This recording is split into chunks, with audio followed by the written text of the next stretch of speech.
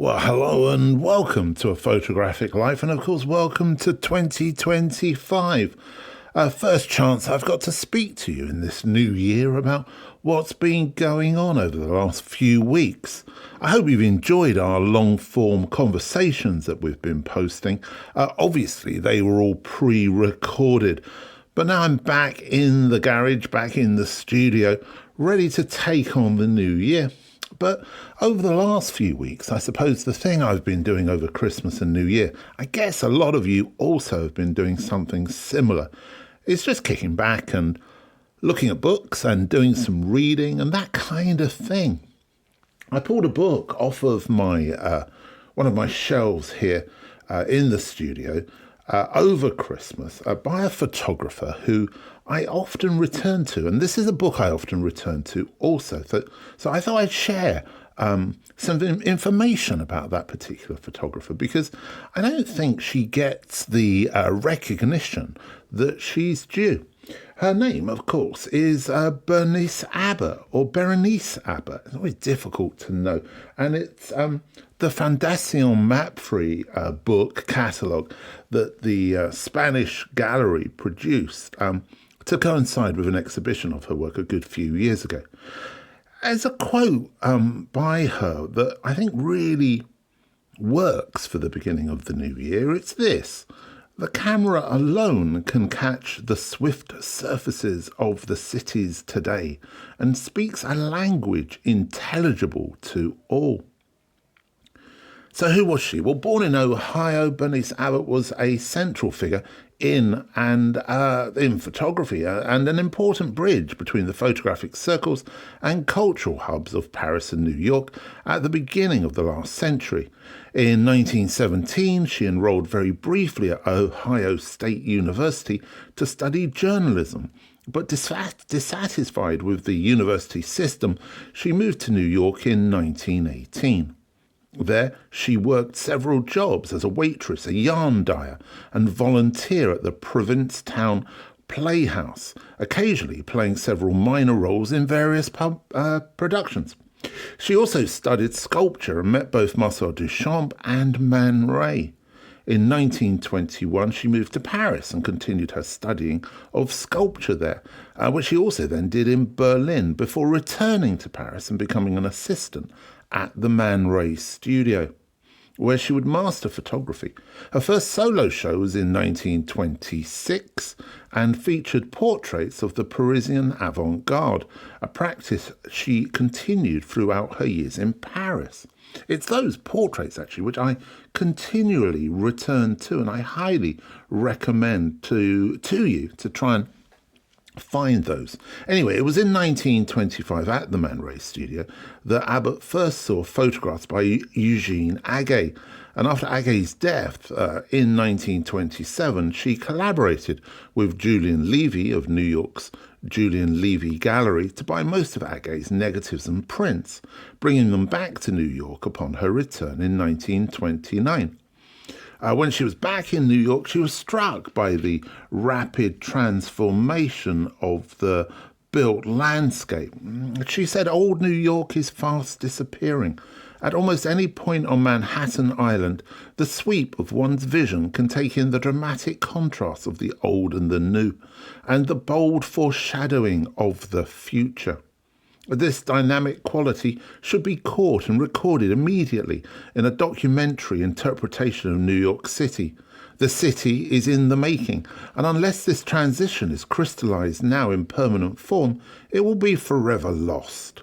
On the eve of the Great Depression, she began a series of documentary photographs of the city with the support of the Works Progress Administration Federal Art Project, which debuted in 1939 as the travelling exhibition and publication Changing New York. For the rest of her life, Abbott advocated for a documentary style of photography as exemplified in this project, whilst also continuing to promote the work of Aguet. In her later life, she was fascinated by science and the power it holds over everyday life. She delved into more technical pursuits, inventing and patenting new photographic equipment and gadgets. And in 1944, she was named Science Illustrated's photography editor. While that project was short-lived, she continued to create images for American biology and physics textbooks.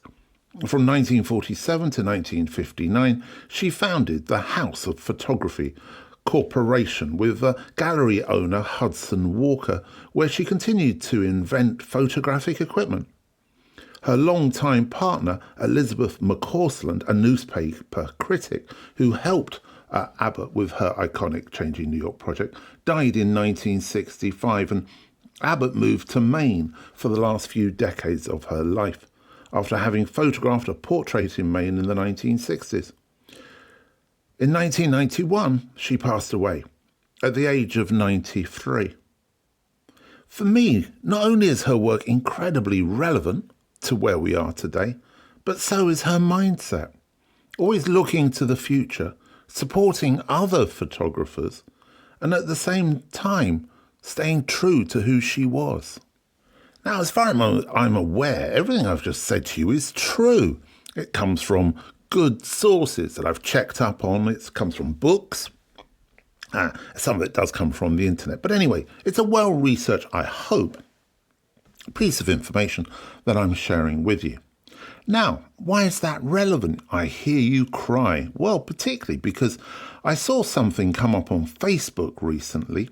The old algorithm sent me something photographic, as it always seems to do, although I'm not a big follower or user of Facebook. But anyway, this was a photograph that I could obviously tell was faked.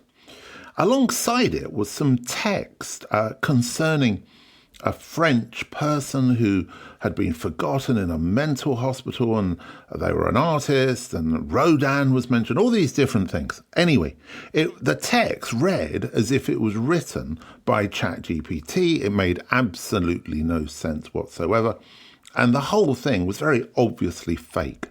The image was an AI image, and so the story that was being presented was not true. Now, I immediately could see this, so I looked at the comments, and everybody in the comments was saying, basically, this is a load of old rubbish, you're a fake, this is fake, everybody who's reading this or seeing this should ignore it and accept it as such. But I do fear that in the coming year, we're going to be seeing a lot more of this kind of thing. I'm sure a lot of you are already seeing it. AI images, fake text. Now, I believe that at the moment, it's pretty easy to spot an AI image, most often because people seem to be trying to recreate archival images with people that just look modern. Everything about them looks contemporary, and therefore it's an instant, instant obvious visual lie. But it may be something that we should keep our eyes open for, and be aware of over the coming year and the coming years. Maybe it'll get better, maybe it won't. But I think one thing we must always do is check our sources. Now, as I said at the beginning of this episode, I've been doing a lot of reading over Christmas and the New Year. Reading all sorts of things, actually. Reading an interesting novel, Caledonian Road. I don't know if any of you have read this particular novel. Interesting for me because it's all set in a house just a couple of doors along from where I used to live. And the main character actually is very similar in many ways actually to the life I've lived. But anyway, one of the other things I've been reading, as always, is trying to catch up on think pieces around photography. And somebody who's always good at that, I think, at least makes you think, is Teju Cole. And I read an article in praise of the photo book, which, if my memory serves me right, is on the Aperture website. But anyway, Teju Cole's in praise of the photo book. Put it in Google if you wish. It raises some interesting points, and rather than me just trying to analyse what he said, I thought I'd share with you what he's written in a kind of edited, annotated way. So this is it. Where can one find temporary help in this hectic world? People go on retreats, join religions, cushion themselves in headphones, or lose themselves in novels. We counter the rush hour stampede with a walk in the park, and against the public school of political debate, we set the private consolation of poetry. In an age of mayhem, everyone needs ballast, and for most people, I would guess that ballast is made of several different things. Near the top of my personal list is photo books. I take a photo book off the shelf and spend 20 or 30 minutes with it. And this relatively brief immersion provisionally repairs the world. It might be a book I've already looked at many times, all the better. I'm not talking about simply looking at photographs. There are photos everywhere, and most of them are like empty calories. A photo, even a good one, tends to simply show you what something looks like. But if you sequence several of them in a book, say, or in an exhibition, you see not only what something looks like, but how someone looks. A sequence of photographs testifies to a given photographer's visual thinking, a way of seeing revealed through his or her choices of colour, subject, scale and perspective. The photographs encountered in an exhibition might be beautiful, new prints or vintage prints imbued with the aura of originality. But there are disadvantages to exhibitions. They could be noisy and crowded, open during inconvenient hours, and bound to have a closing date. With a book, though, both the images and the photographer's arrangement of them are yours for all time.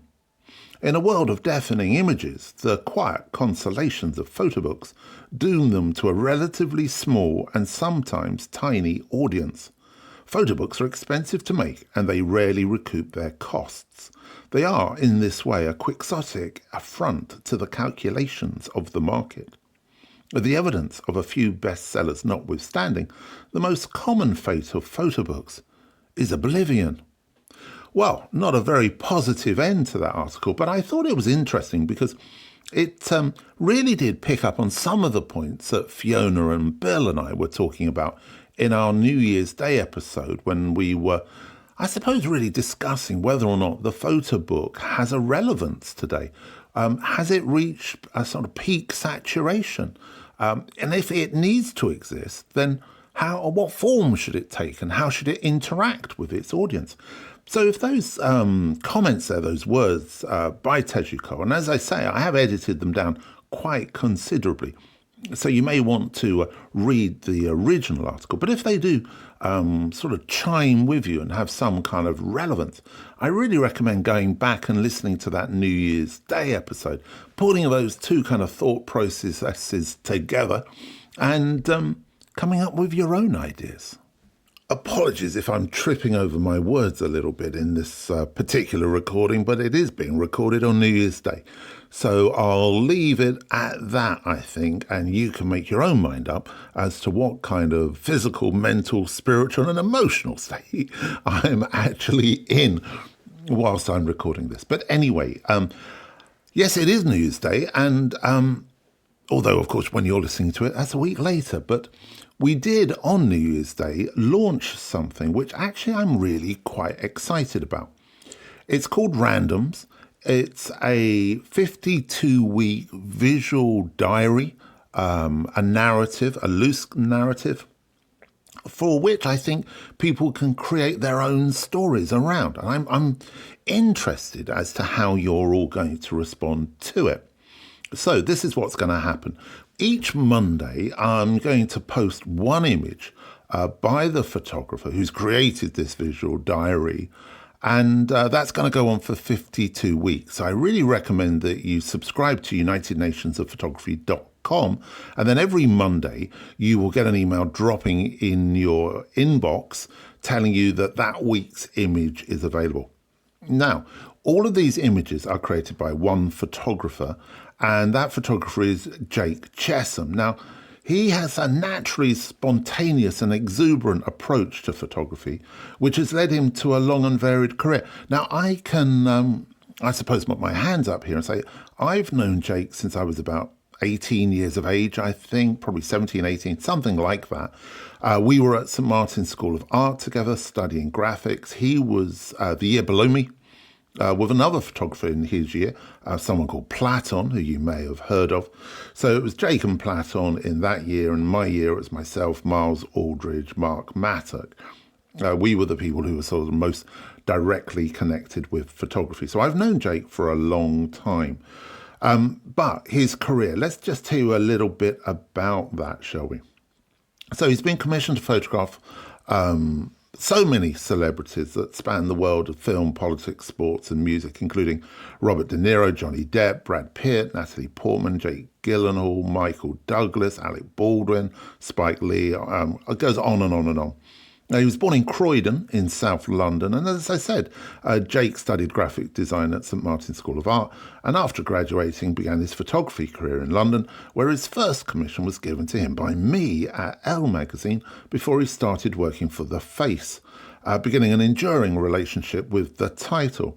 That magazine began to send him to the USA on commissions, and by 1995, Jake was regularly flying the Atlantic on assignment, for John F. Kennedy Jr.'s George magazine.